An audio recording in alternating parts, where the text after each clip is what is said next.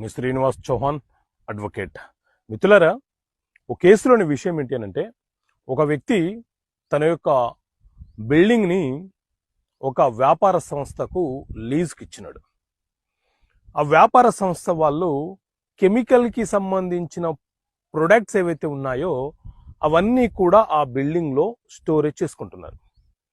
ఒకరోజు సడన్గా అందులో ఫైర్ జరిగి ఆ బిల్డింగ్ అంతా కూడా అగ్ని ప్రమాదంలో ధ్వంసమైపోయింది. ఇప్పుడు ఆ ఓనరు ఆ లీజుకు తీసుకున్న వ్యక్తుల వద్ద డ్యామేజెస్ అడుగుతుంటే, క్లెయిమ్ చేస్తుంటే వాళ్ళు చెల్లించటం లేదు.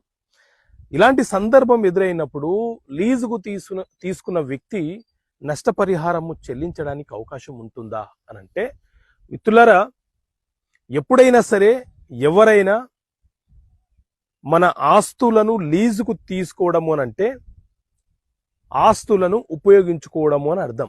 కానీ వారికి ఆస్తుల మీద మనము ఎలాంటి హక్కులను బదిలీ చేయటం లేదు.